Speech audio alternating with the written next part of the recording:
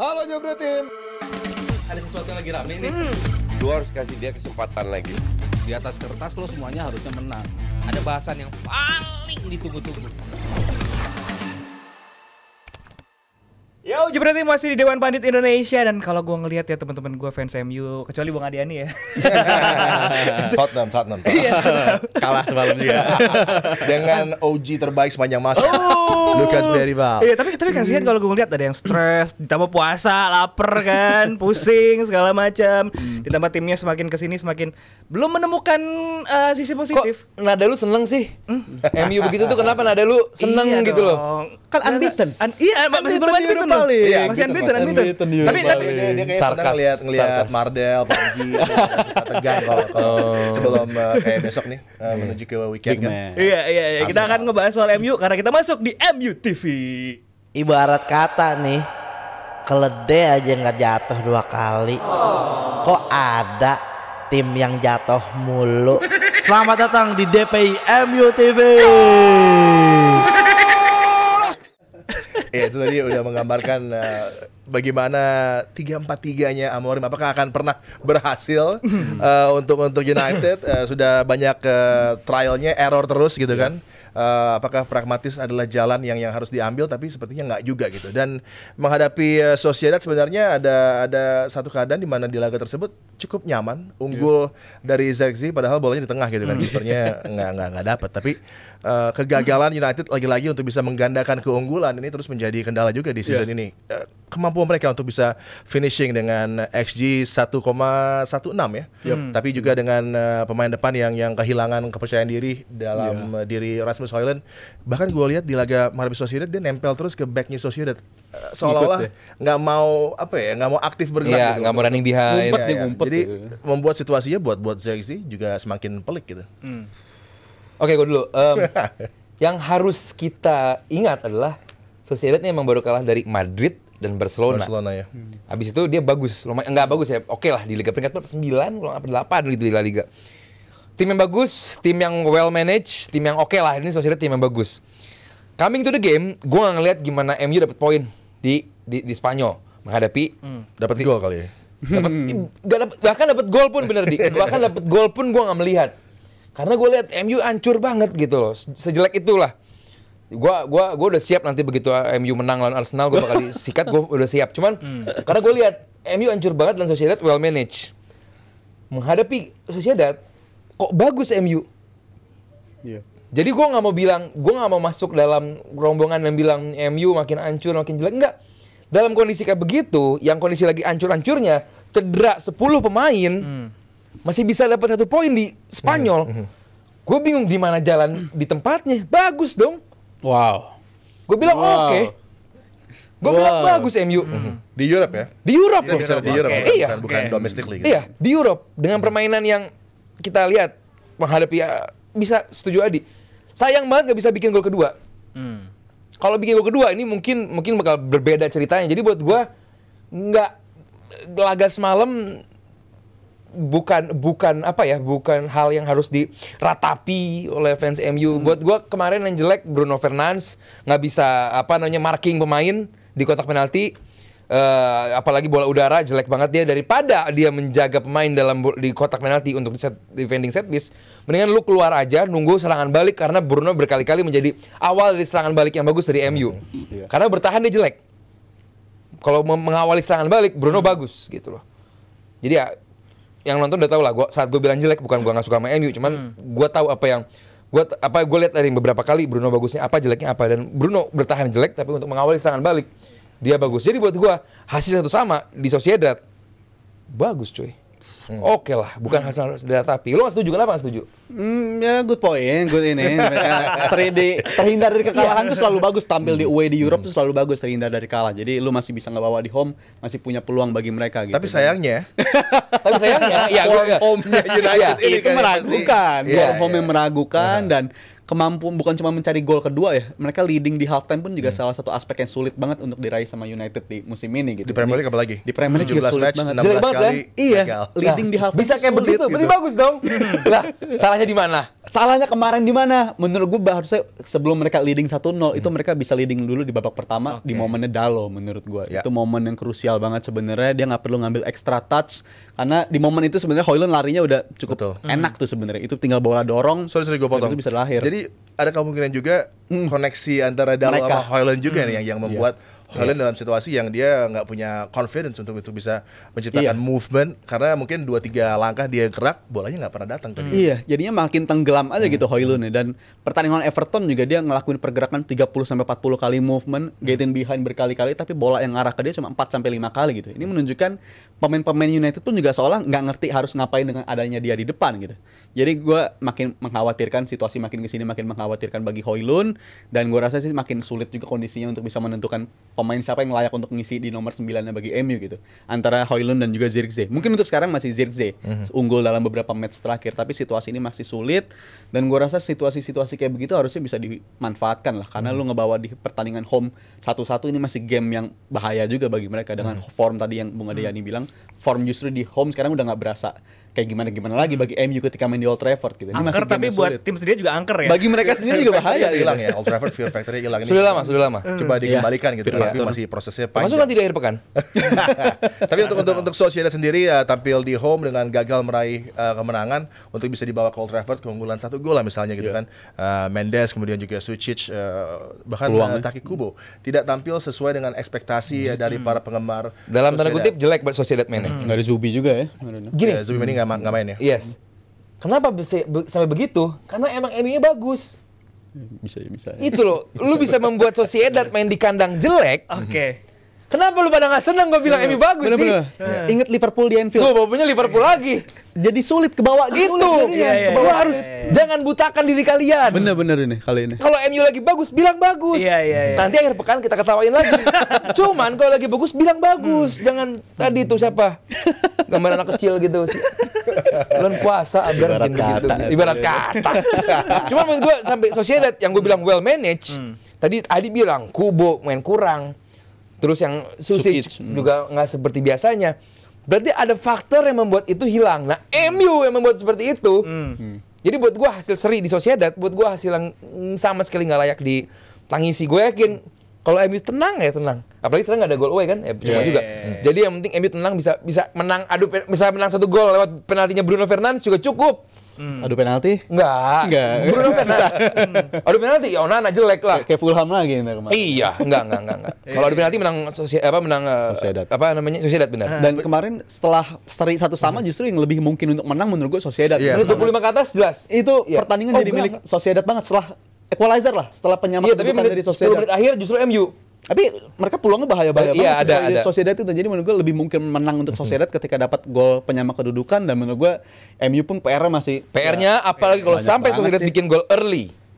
krusial. Krusial. Ya. Ini bakal bahaya buat MU. Tapi tadi ya Bung Adiyani bilang 16 match terakhir di Premier League mereka nggak dapat gol early atau unggul di halftime sama sekali. Itu Ya oke. bahaya itu menurut gue. Gimana di Eropa? Unbeaten Nah sih. itu dia sudah.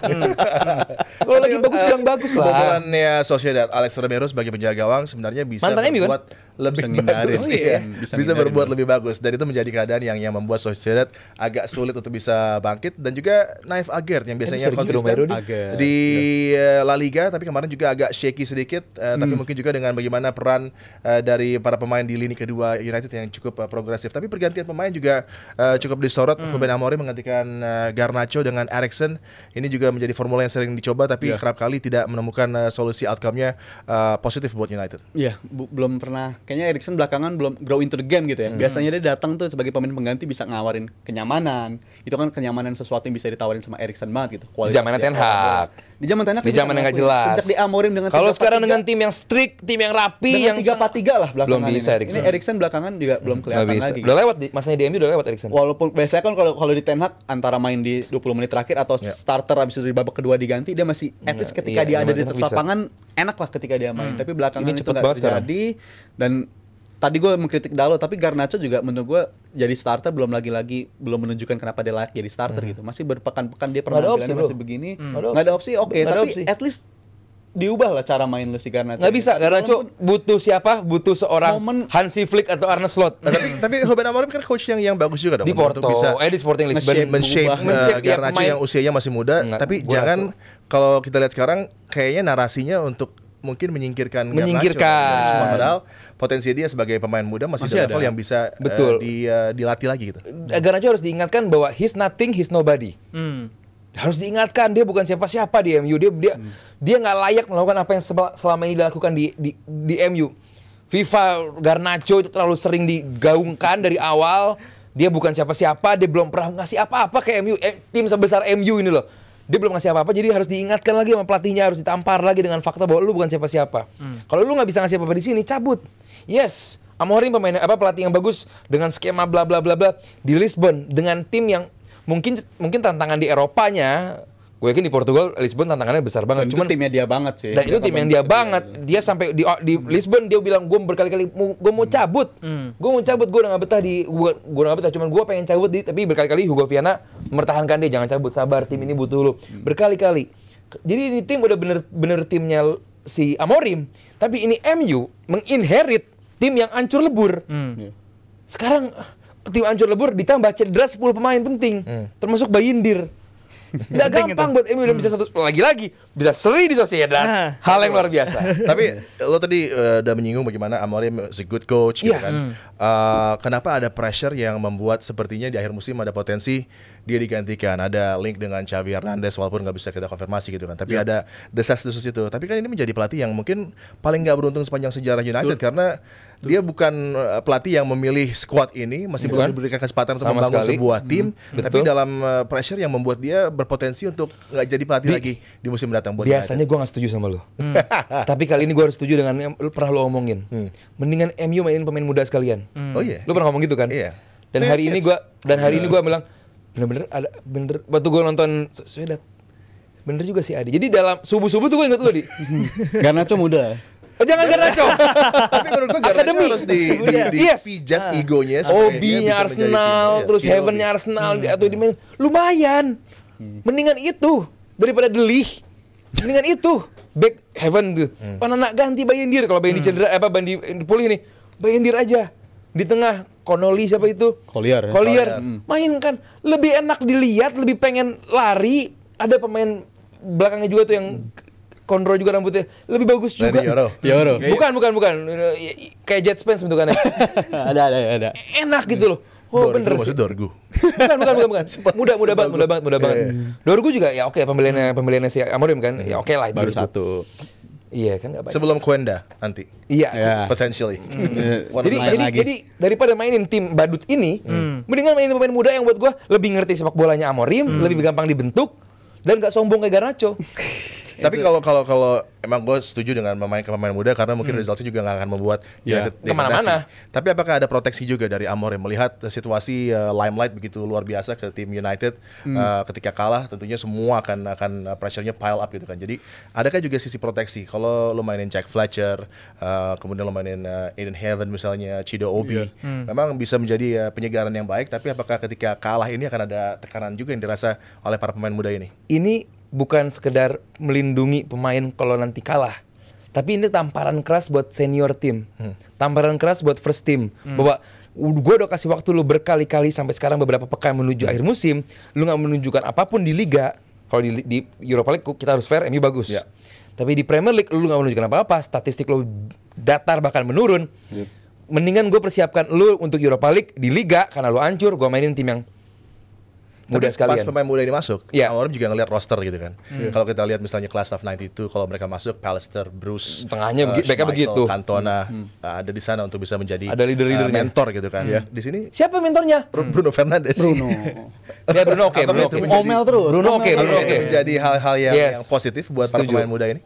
Iya, di luar Bruno sama Liha Martinez nggak ada. Lisa Martinez dia di Ajax baru sekian musim terus ke MU, tapi dia punya leadership yang bagus, Lisandro. Selebihnya siapa? MU, Bruno, selebihnya nggak ada. Nggak tahu Rizal punya pendapat lain. Ini tim yang dibilang sama Amorim di awal tahun the worst United team ini ya. Sepanjang sejarah ini Nah the itu worst itu United team. itu hal yang harus Amorim bilang sih. Amorim ngomong begitu Dan pun itu udah kesalahan. terlontarkan dari dia. Dia udah ngomong itu ke tim ini sekarang, dan di musim ini gue setuju ini mungkin bisa dibilang juga menurut gue warisan tim terburuk sepanjang sejarah United di era post Fergie ya. Ya baru sekarang ini warisannya Ten Hag. Berarti kalau si Slot punya warisan Ferrari, ini apa? Ini apa dong? Ford Fiesta. Ford Fiesta. Ini lebih bagus itu kayaknya. Ini Inggris berarti Inggris ya. Ini Morrisnya Babe. Dalam kurung Oplet. Lawas. Lawas. Ini lawas. Nah, jadi ini warisan terburuk tuh warisannya Ten Hag menurut gue sepanjang sejarah 10 tahun terakhir kepergiannya dari Fergie. Emang luar biasa Ten Hag ini. Parah banget skuad yang diwarisin sama dia, dan kayak si Amorim akhirnya terjebak di situasi kayak begini. Tapi apakah maininnya pemain muda, gue agak nggak setuju juga tuh, karena di awal tahun Varane kayak ngelakuin interview deh yang perbedaan antara United dan juga Madrid. Kalau di Madrid pemain muda tuh benar-benar ngerasa dijagain banget sama abang-abangannya gitu. Dia nggak ada ngerasain pressure. Bahkan Varane juga nunjukin dia dari umur 18 sudah main sama Madrid kan. Tapi dia Ramos ngejagain dia. Kalau kalah juga pemain-pemain tuh nggak ada yang nyorot ke dia. Tapi di United dia ngerasa pemain-pemain muda tuh banyak yang cepat dipromosiin. Bukan cuma promosi, tapi banyak juga pemain muda didatangin dengan harga yang tinggi banget. Højlund tinggi banget, Yoro ada tinggi juga. Itu menurut gue pressure itu besar banget untuk pemain muda, dan kata Varane itu di United tuh nggak ada mental kayak it's us against the world gitu. Di United tuh lebih kayak ini masalah lu bukan tugas gua, masalah gua udah selesai. Iya, tugas lu, karena Varane nggak tahu zaman MU bagus. Karena kan datangnya dia pas situasi iya, begini. MU bagus, Varane kemana? Tapi gitu MU-nya itu kan artinya udah luntur banget, yang unsur Udah itu udah luntur banget. luntur, Dan makanya itu bilang. yang dirasain sama Varane menurut gua valid banget, masih terjadi sampai sekarang. Pemain-pemain muda dapat pressure dan akhirnya makin menurun. Ya. Garnacho makin menurun. Garnacho yang dulu kan nggak kayak begini menurut Iya, gua. sejak Sekarang November dia makin- nggak golin ya. Iya, ini menurun banget, dan menurut gue itu faktornya karena dia masih muda, dikasih tekanan kayak begini besar ya. Iya. Yang lain juga ikutan gelam. Gue khawatirnya nanti Ahmad. Maino ikutan gelam, Ahmad juga. Gua ikutan Ahmad. gelam. Pressure-nya gede banget kan, gede. Yes. juga. Itu yang gue khawatirin buat pemain-pemain muda Nah, ini. tapi gitu. sekarang kita melihat ke weekend besok. Yes. 2-0. Dengan Arsenal. Tapi dengan potensi United kalau ketemu Arsenal akan menjadi tim yang berbeda. Sulit. Form No. nggak bisa kita bawa lagi karena No. ini adalah perseteruan yang paling asli dari era Premier League. MU pakai Arsenal 2 menghadapi striker. Manchester United. Arsenal nggak pakai striker. Lihatin. Masih menang Arsenal. Tapi apakah kuota gol untuk Arsenal sampai akhir musim udah kepake kemarin? Lo harus khawatir juga. Harus khawatir juga. Itu bener. ngeri. Bener. Cuman ya Kalau Fiore, Skelly? Skelly nggak main ya dia ya? Oh iya kan Iya, main merah. ya. Ya nggak apa-apa kalau Fiori. Fiori juga bagus, bisa waktu lawan City dia bagus bikin gol. Jadi ya gue gak ngerti di mana MU bikin gol ke Arsenal tuh di mana gitu. Sementara gue lihat Lindelof bisa diacak-acak sama Nwaneri, terus De Ligt bisa diacak-acak sama Declan Rice, Odegaard bisa, ya yang gue takutin cuma Bruno Fernandes doang MU sama Dalo. Dia masih menjaga. Dia masih menjaga. Ngejagain ini. Cuma Dalo. ya gimana ya?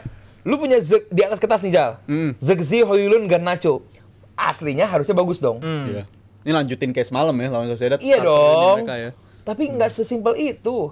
Sementara Arsenal lu cuma pakai Trossard, Merino, Nwaneri, bukan 3 pilihan utama loh. Iya. Bukan Saka, bukan Jesus, bukan Martinelli. Havertz juga nggak ada. Nggak ada Havertz pula gitu loh. Tapi mungkin nggak Amorim masukin pemain muda yang seperti lo bilang tadi? Nggak mungkin. Arsenal nggak. Nggak mungkin. Dan sampai akhir musim pun nggak akan mungkin.